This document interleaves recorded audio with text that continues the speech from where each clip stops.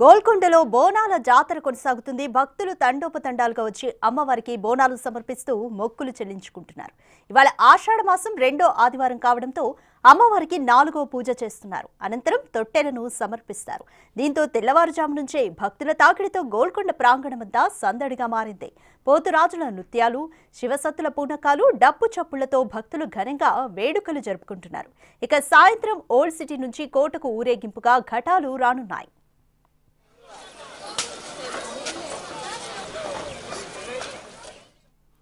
ఇక ఎక్కడెక్కడి నుంచో భక్తులు తరలివచ్చి కోటలోనే బోనం తయారు చేసుకుని అమ్మవారికి సమర్పిస్తున్నారు.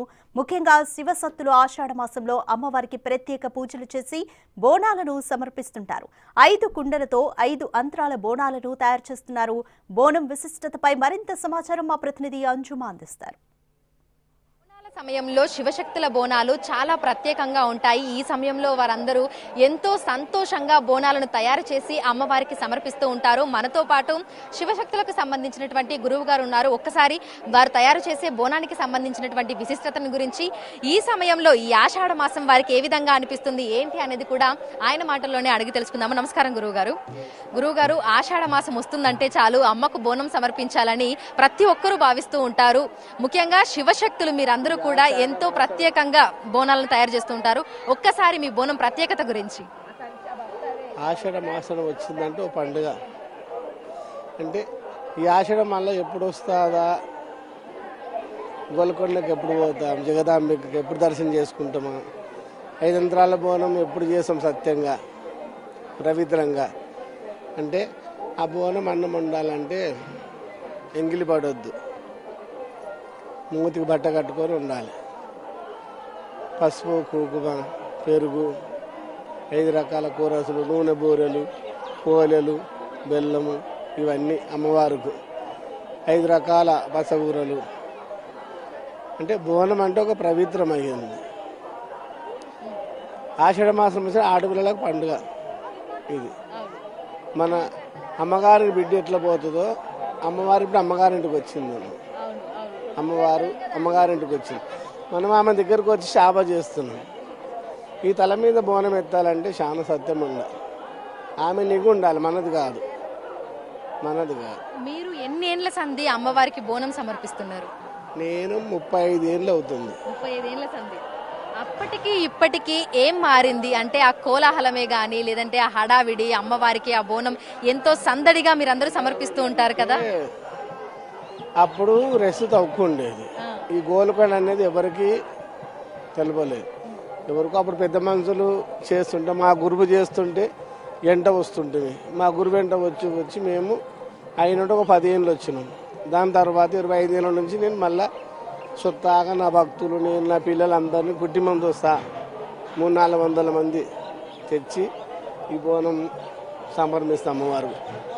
ఇప్పుడు 5 అంతరాల బోనం మీరు తయారు చేశారు. మొత్తంగా ఆ బోనం తయారు చేయడానికి మీకు ఎంత సమయం పట్టింది? గంటన్నర పట్టింది. సో అంటే ప్రతి సంవత్సరం ఒక విభిన్నమైన డిజైన్ తోటి మీరు తయారు చేస్తూ ఉంటారు. అమ్మవారికి బోనం సమర్పించాలి అంటే చాలా అందంగా, ఆకర్షణీయంగా సమర్పించాలని అనుకుని ప్రతి సంవత్సరం వేరే వేరే బోనం. ఇది సంవత్సరం చేసినామంటే ఇది పక్కన పెట్టేస్తాం, మళ్ళీ సంవత్సరం ఇంకో రకం. మొత్తంగా గోల్కొండ కోటకి ఎంతమంది శివశక్తులు వచ్చి అమ్మవారికి బోనం సమర్పిస్తూ ఉంటారు? గుర్తుపట్టలేము. ఇక మనదంటే చెప్పగలుగుతాము. నా భక్తులు శివసత్తులు 500 మంది ఉన్నారు. శివసత్తులు అంటే అందరికి వీలు కాదు కదా, ఒకనాడు రానికి. మనకు వీలైనట్టు మనం వస్తాం. అందరూ వీలు కాదు. మన వీలైన వాళ్ళంతా వస్తుంటారు, చేసుకుంటాం. ఇప్పుడు ఒక 100-200 మంది వస్తారు. ఇప్పుడు అందరు బోనాలు అవుతాయి. వచ్చిన వాళ్ళు వచ్చినా చేస్తుంటాం.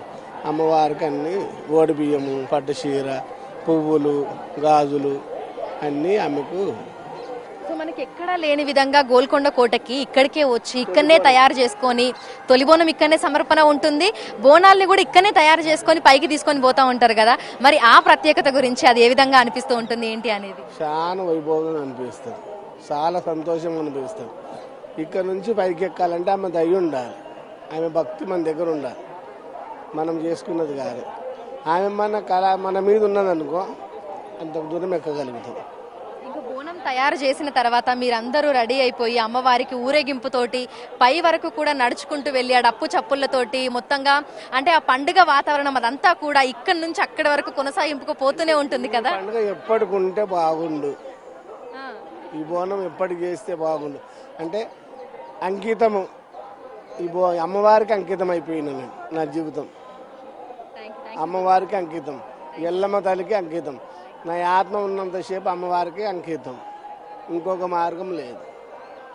గోల్కొండ కోటలో ఈ రోజు 2వ ఆదివారం అమ్మవారికి 4వ పూజని అంగరంగ వైభవంగా నిర్వహించడం జరిగింది. నవధాన్యాలతోటి అమ్మవారికి 4వ పూజని పూజారులు నిర్వహించారు. ఇక ఈ రోజు ప్రధానంగా తొట్టెల ఊరేగింపు అనేది ఉంటుంది. ఇక శివశక్తులు పెద్ద సంఖ్యలో ఇక్కడికి విచ్చేసి అమ్మవారికి బోనాలను సమర్పిస్తూ ఉంటారు. 5 అంతరాల బోనాలను అమ్మవారి కోసం తయారు చేసి ఇక్కడి నుంచి ఊరేగింపుగా కోట పైకి తీసుకొని వెళ్లి అమ్మవారికి సమర్పిస్తుంటాము అనేది కూడా గురువు గారు చెప్తున్నారు. ఆయన శిష్యులే దాదాపు 500 మందికి పైగా ఉంటారని, వారందరూ కూడా ఈ ఆషాఢ మాసంలో ఇక్కడికి వచ్చి ఇక్కడే 5 అంతరాల బోనాలను తయారు చేసి ఊరేగింపుగా పైకి వెళ్లి అమ్మవారికి సమర్పిస్తూ ఉంటారని, ఆషాఢ మాసం వస్తుంది అంటే తమందరికీ కూడా ఎంతో సంతోషంగా అనిపిస్తుంది అనేది కూడా ఇక్కడ ఉన్నటువంటి శివశక్తులు చెప్తున్నటువంటి మాట.